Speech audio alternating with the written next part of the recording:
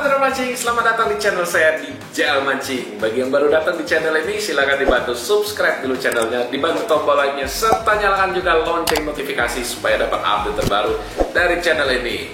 Nah, udah kelihatan ini ada box ajaib saya, dan ada juga Xenon Turbo yang kemarin saya unboxing. Tandanya kita mau ngebongkar rel ini. Jadi kita mau lihat material dalamnya seperti apa, apakah worth untuk dibeli untuk di harga 200.000 ke bawah. Langsung aja kita bongkar relnya supaya nggak lama-lama. Saya agak sedikit cut di bagian pembongkarannya, langsung kita bahas dia punya material. Jadi udah kebongkar relnya, langsung kita bahas materialnya satu-satu. Oke, yuk. Oke lor, jadi inilah dalamannya si Xenon Turbo yang ukuran 1000 ini. Ditanamkan dulu di otak, ini ada rel-rel murah yang power handle. Jadi jangan berharap terlalu banyak antara untuk spesifikasinya ini. Dikasih lebih juga udah syukur sih. Kita mulai dari atas ya, drag knob seperti biasa, tidak ada seal. Wajarlah lumrah di harganya. Untuk spool memang bahannya aluminium, model clickernya seperti ini. Oke, untuk drag washer dan key washernya ada dua, jadi ada 4 lapis, 2 key washer dan 2 dog washer. Standar untuk ukuran 1000 sudah oke. Clickernya ini biar matahari. Untuk rotor, ini termasuk ringan rotornya. Coba kita lihat di bagian line roller, apakah sudah ada bearing atau belum ya. Oke, kita buka. Oh, ternyata dia masih memakai bushing. Tapi kemungkinan bisa dipakai bearing ini, tinggal dicari aja ukurannya. Bisa di-upgrade ini kayaknya jadi bearing. Untuk tipe bushing seperti ini, yang pasti kalian harus memberi pelumas yang cukup supaya daya geseknya itu berkurang dan juga line roller ini bisa muter dengan sempurna. Oke, kita turun lagi ke bagian cover one way. Cover one way-nya sih umum seperti ini saja. Kita turun lagi ke bagian ini, gigi nanas. Gigi nanasnya bahan kuningan. Nah, ada bearingnya cuma satu di atas, semuanya kebuka. Bearingnya semuanya kebuka ya. Nih, seperti ini bearingnya. Tapi walaupun kebuka, ini untuk bearingnya bagian sini ini cukup mulus, cukup bagus, dia punya pemutaran. Oke lah, standar. Dan kalau keturun lagi ke bawah ada one way-nya. One way-nya ini punya biji yang cukup gede ya. Kalau saya lihat dari yang lain-lainnya, ini punya ukuran yang cukup gede. Mantap juga. Karena dia punya besi di ini cukup lebar untuk ukuran 1000. Sistem pengeremannya, jadi sistem one way-nya itu bagus jadinya. Ada satu lagi yang lupa saya buka, ini di bagian bell assembly.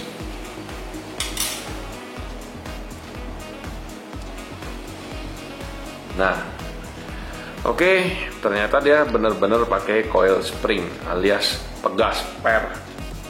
Dan dia punya guide ini sudah besi lur. Nah, dilihat tuh, udah besi ya, jadi bukan plastik lagi.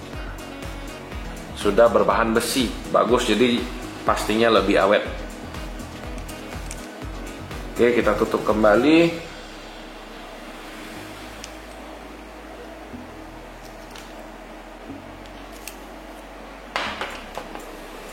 Kita lanjut lagi ke bawah lagi, kita turun ke bagian drive gearnya. Nah, ini adalah poin plus yang paling plus di rel ini. Kenapa? Karena tebel banget ini dia punya drive gear.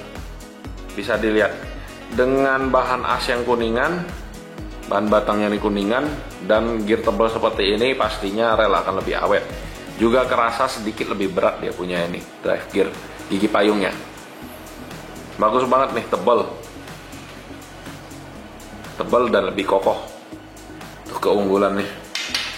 Untuk oscillation gear, gigi naik turunnya, gigi lokomotif ini termasuk agak tebal. Untuk tebal ya, termasuk agak tebal.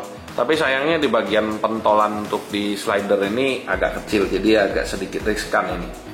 Sedangkan slidernya sendiri cukup bagus karena dia ada bagian ini, bagian atas ini yang berfungsi untuk menstabilkan laju dari arahnya si main shaft ini.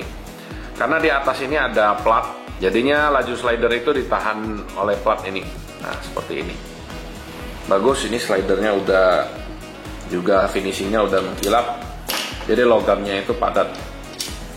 Untuk body ya bisa dikatakan standar aja sih, tidak ada yang spesial.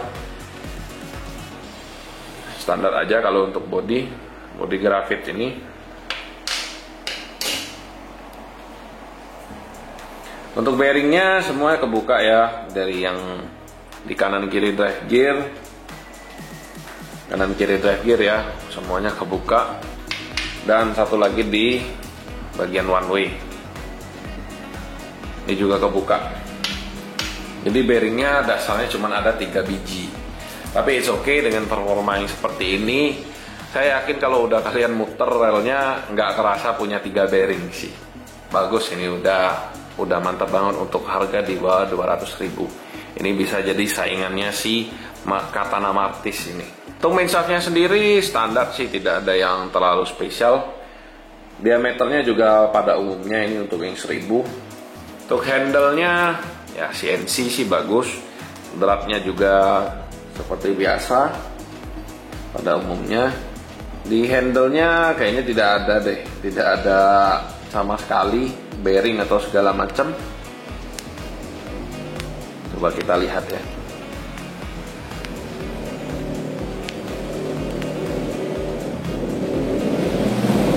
Jadi tipikalnya mati seperti ini. Biasanya sih tidak ada bearing.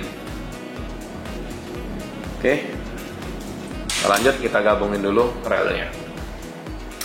Oke, lalu dari kita bongkar tadi Xenon Turbo X1000 ini, jadi material dalamannya juga cukup oke. Drive gearnya itu tebel untuk di ukuran 1000 ya, cakep banget. Asnya juga udah kuningan. Oscillation gear sama slidernya itu punya finishing yang mentereng, jadi menandakan bahwa dia punya metal itu cukup padat. Sudah sangat oke untuk di harganya yang 200.000 ke bawah ini.